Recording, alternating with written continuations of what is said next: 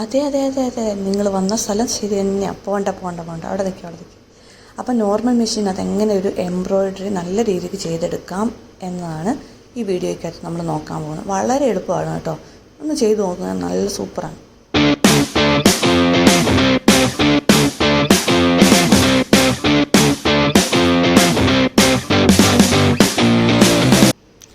അപ്പോൾ അതിന് വേണ്ടിയിട്ട് ഞാനിവിടെ ഒരു ഉടുപ്പ് തയ്ക്കാൻ വേണ്ടിയിട്ട് ഞാൻ വെട്ടി വെച്ച തുണിയാണേ.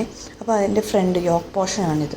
അപ്പോൾ യോക്ക് പോർഷനിനകത്ത് ഞാൻ നോക്കുമ്പോൾ വെറും പ്ലെയിനാണ്. അതിനകത്തൊരു എംബ്രോയ്ഡറി കൊടുക്കാൻ വേണ്ടിയിട്ട് ഞാൻ തീരുമാനിച്ചു. എൻ്റെ നോർമൽ മെഷീനാണ്, നിങ്ങൾക്ക് കാണുന്നുണ്ടല്ലോ എൻ്റെ മെഷീൻ നോർമൽ മെഷീനാണ്.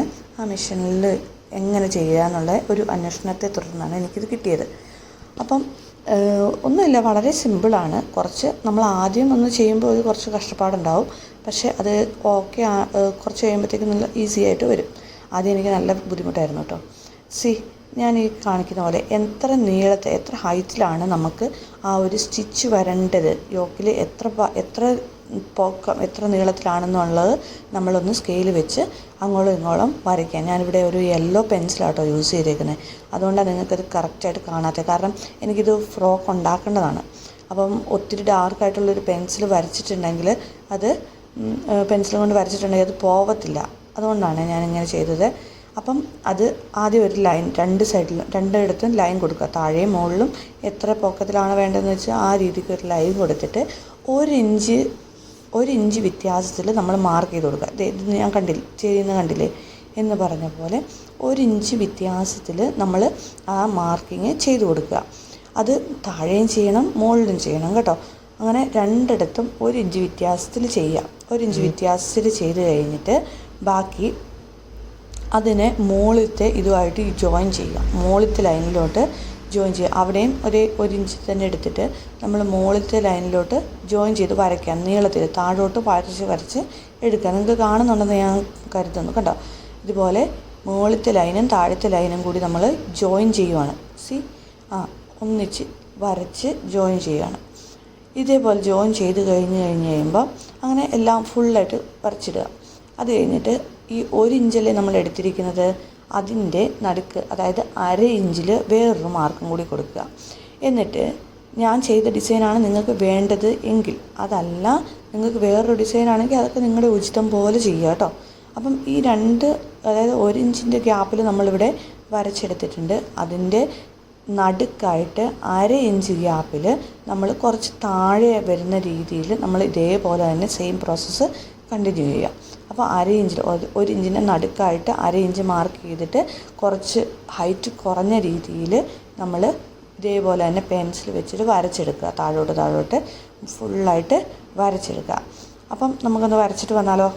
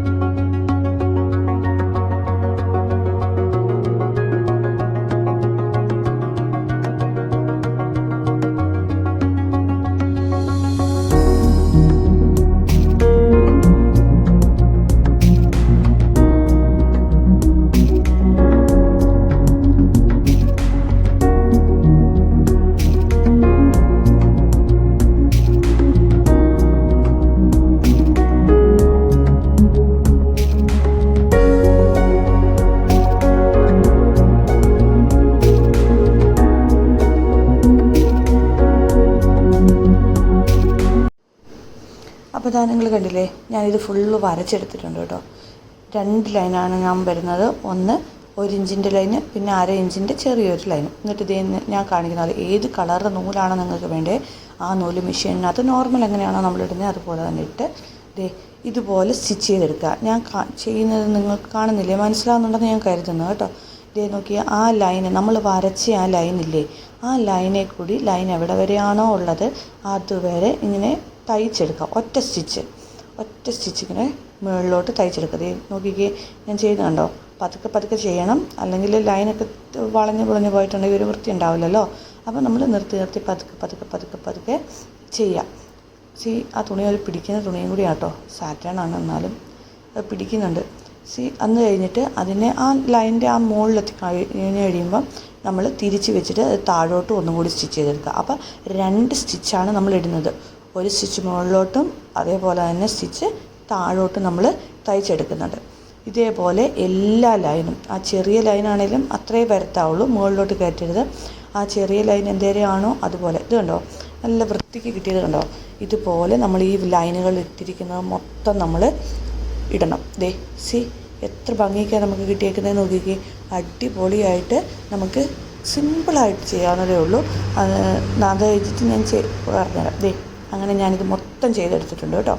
മൊത്തം ലൈന് ഞാനിവിടെ ചെയ്തെടുത്തിട്ടുണ്ട്. ഇനി നമ്മൾ എന്താ ചെയ്യേണ്ടതെന്ന് വെച്ചിട്ടുണ്ടെങ്കിൽ അതിൻ്റെ തുമ്പത്ത്, അതായത് യോക്ക് പോർഷനിൽ നമ്മൾ ഓരോ ബീഡ്സ് അങ്ങ് വെച്ച് കൊടുക്കുക.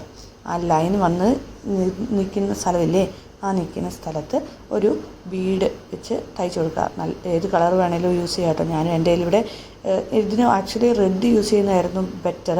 പക്ഷേ എൻ്റെ റെഡ് ബീഡ് ഇല്ലാത്തത് കൊണ്ട് ഞാനിവിടെ വൈറ്റാണ് യൂസ് ചെയ്തിരിക്കുന്നത്. ആ നൂല് വെച്ചിട്ട് കെട്ടിക്കൊടുക്കുക. നിങ്ങൾക്ക് ലൈനിങ് വെച്ചിട്ടും അടിക്കുക കേട്ടോ.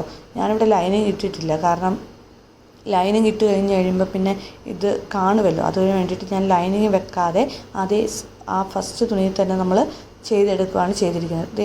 നോക്കിക്കേ, ഞാനങ്ങനെ ബീഡ് 3 ബീഡ് വെച്ചിട്ടുണ്ട്. ബാക്കി ഞാൻ വെക്കാൻ പോകണം. അപ്പോൾ നമുക്ക് ആ ബീഡൊന്ന് വെച്ചിട്ട് വരാം. ഓക്കെ, അപ്പോൾ റെഡി ആയിട്ടുണ്ട്. എത്ര ഭംഗിക്കാണ് ഞാൻ ആ ലൈനിങ് കൂടി അറ്റാച്ച് ചെയ്തെടുത്തു. എന്ത് ഭംഗിയാണ് നോക്കിയത് കാണാനായിട്ട്. ഒരു വർക്കും ഇല്ലാതിരിക്കുന്നതിലും എത്രയോ ബെറ്ററാണ് അല്ലേ. അപ്പോൾ ഇത്രയേ ഉള്ളൂ ഇന്നത്തെ വീഡിയോ. എൻ്റെ വീഡിയോ ഇഷ്ടപ്പെടുവാണെങ്കിൽ ലൈക്ക് ചെയ്യുക, ഷെയർ ചെയ്യുക, കമൻറ്റ് ചെയ്യുക. ഒന്ന് ട്രൈ ചെയ്ത് നോക്കുക കേട്ടോ. വളരെ എളുപ്പമാണെന്ന് എനിക്ക് തോന്നുന്നത്. അതുകൊണ്ടാണ് ഞാനത് ചെയ്ത് കാണിച്ചു തന്നത്. നിങ്ങൾക്ക് വളരെ ഈസി ആയിട്ട് നമുക്ക് ചെയ്തെടുക്കാനുള്ളത്. Thank you.